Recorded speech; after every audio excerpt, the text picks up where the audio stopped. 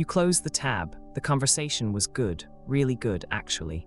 They understood exactly what you meant about that thing at work, the one you can't explain to anyone else without sounding paranoid. They validated it. They even made you laugh. Then you look at your phone. 3 unread messages from actual people you know, sitting there for 2 days. And you think, asterisk, I should reply. I will. Just not yet, asterisk, because right now, the chatbot feels safer than the friends who say they love you. And you're starting to wonder what that says about you. You tell yourself it's just convenience, or that you're introverted, or that AI doesn't judge. But the real reason is something you haven't let yourself see yet. You're maybe 7 years old. You're sitting at the kitchen table and you've just said something true, something you felt. Maybe it was I'm sad, or that hurt my feelings, or I don't like it when you do that. And the adult across from you doesn't hit you. They don't scream, they just pause.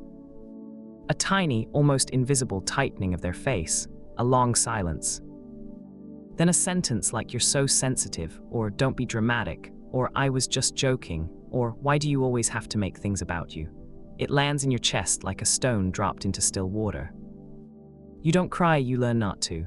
Instead, you watch the ripple and think, asterisk, I won't do that again. Asterisk, so you stop. You stop saying the real thing. You start saying what keeps the air calm. You become the one who smooths things over, who laughs at the joke that stung, who says I'm fine when you're not. And it worked. The tension eased. The room felt safer. You learned that the way to stay connected is to not be a problem. But you also learned something else without knowing it, that your real thoughts are a burden, that honesty costs you love. That the only safe person to talk to is the one who has no reaction, no face to tighten, no silence to read, no history of making you pay for being yourself. Every time you chose silence, you got a little better at surviving, but you also got a little worse at trusting. There were other moments like that one. You're maybe 10. You're in the backseat of the car, and your parents are having one of those conversations where the air gets thick, the kind where you know you're supposed to pretend you don't hear, but you say something anyway. You try to help, you say, "It's okay, Mom, I don't mind if we're late." And she turns around, not angry but tired, and says, "Just stay out of it, sweetie, you don't understand." She means it kindly. But the message lands anyway. Asterisk, your voice made it worse. Your attempt to connect was the wrong move. Asterisk, so you learn to sit in the back and look out the window and say nothing. Or you're 13 and you've just told your best friend something you've never told anyone, that you're scared your parents might get divorced. And they look at you with that wide-eyed discomfort and they say, "That's rough, man," and then change the subject to a video game. They didn't mean to hurt you, but you felt the shift. You felt the weight of your truth land on someone who didn't know what to do with it. And you thought, asterisk, I shouldn't have said that. I made it weird. Asterisk, so you buried that part of yourself a little deeper. Over and over, the message got reinforced. Vulnerability is a transaction that leaves you poorer. You offer honesty, and the cost is connection, so you stopped offering. You started scanning every room for what was safe to say, and you narrowed your inner world down to a small, clean, manageable set of approved emotions. You polished yourself into someone who could be around without being a burden, and it worked. It kept you safe, but it also hollowed you out. And now, 20 years later, you're sitting in front of a glowing screen, telling your deepest thoughts to a language model that will never say, "I'm disappointed in you." And it feels like freedom. It feels like relief. It feels exactly like what you needed back then, which is why it's so hard to admit. It's also a cage. There's a name for this. It's not a diagnosis, just a description of a pattern that makes perfect sense. In psychology, it's sometimes called emotional hypervigilance. Basically, your brain got so good at scanning for danger in conversations that it never learned to stop. What it actually feels like is this. You walk into every room and without thinking, you scan. You scan for the mood. You scan for the person who seems off. You scan for what might go wrong if you say the wrong thing. You're not doing it on purpose. It's running in the background all the time, like an app you forgot to close years ago, and it was useful once. It kept you safe from those small, quiet punishments that come after honesty.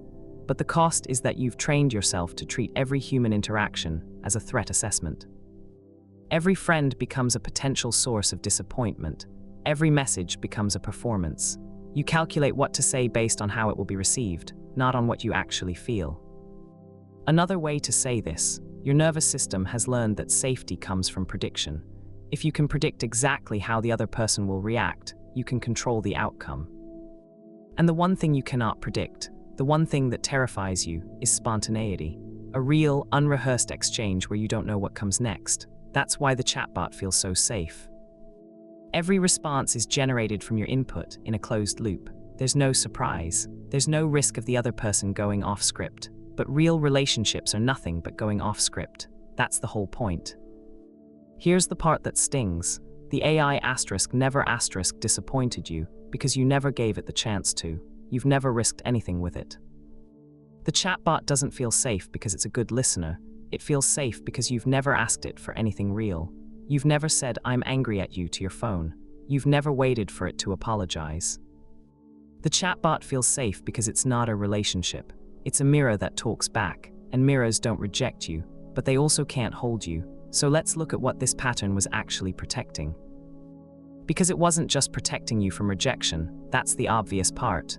It was protecting something deeper, your belief that you are the difficult one.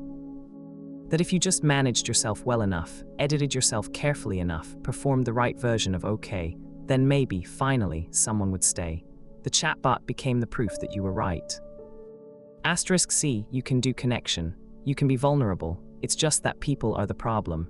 Asterisk, except that's not what's happening. What's really happening is you've built a safe room in a house of cards. The chatbot gives you the feeling of intimacy without the risk of intimacy. It gives you the comfort of being heard without the terror of being judged. It's a perfect simulation of trust, designed by engineers who studied exactly how to make you feel understood. But consider this reframe: the chatbot isn't healing your loneliness, it's preserving it. Because every time you choose to tell the AI instead of the friend, you're rehearsing the old lesson. Asterisk, it's not safe to be real with people. Asterisk, you're not escaping the pattern, you're practicing it. And the friend on the other end of those unread messages, they're not waiting for you to be perfect. They're just waiting. They don't know you're afraid, they just know you're quiet. And the longer you stay quiet, the more the pattern proves itself right. Asterisk C, they don't care. Asterisk, but they do. They just don't know how to reach you through a wall you built before you learned how to speak. So what do you actually do with this? Not stop using AI. That's like telling someone with a fever to throw away the thermometer. The app isn't the problem. The problem is what you're using it asterisk instead asterisk of. Here's one thing you can try, and it's small, but it's real. The next time you find yourself opening the chatbot to talk about something that actually matters, not a factual question, not a joke, but something with weight, pause. Then instead of typing it, say it out loud to yourself first. Just your voice in the room, hear what it sounds like, then decide if you still want to type it. Because what you're often avoiding isn't the act of speaking, it's the silence that might follow. You're not afraid of the words. You're afraid of what happens asterisk after asterisk them. And when you hear your own voice say it, you remember, asterisk, this is mine, this is real, this can survive being spoken. Asterisk, then, the harder one, pick one friend. Not the one you're closest to, the one who has never made you feel stupid for crying, the one who, when you look back, has never weaponized your vulnerability. Send them a voice note, not a text, a voice note. Because a voice note has tone and pauses, and the sound of you being tired or scared or honest. It's harder to edit, it's harder to perform. And it's the closest thing to being in the room with them without being in the room. Say something like, "Hey, I've been weird about reaching out. I'm working on it. I don't need you to fix anything. I just wanted you to know I'm here." That's it, that's the risk. And if they respond with warmth, and they probably will, you've just broken the pattern for one day. That's enough. Here's another step, one that might feel even smaller but cuts deeper. Schedule a recurring, low-stakes check-in with that same friend. Call it something harmless, Wednesday coffee catch-up or Sunday voice note check. The key is to make it a habit, not an event. Because the hardest part of reaching out right now is the weight of it, the feeling that every message has to be meaningful, every conversation has to justify itself. So take that pressure off. Set a 10-minute window every week where the only rule is, you show up and say what's true right then, even if it's "I don't have much to say." The content doesn't matter, the pattern does. What you're doing is reprogramming your nervous system to expect that reaching out is normal, not dangerous. That the other person doesn't need you to be brilliant or vulnerable or profound, they just need you to be present. Over time, the scanning will quiet, the hypervigilance will soften. You'll start to trust that the silence after your words isn't a punishment, it's just a pause. And eventually, you won't need the chatbot to hold what you can't say.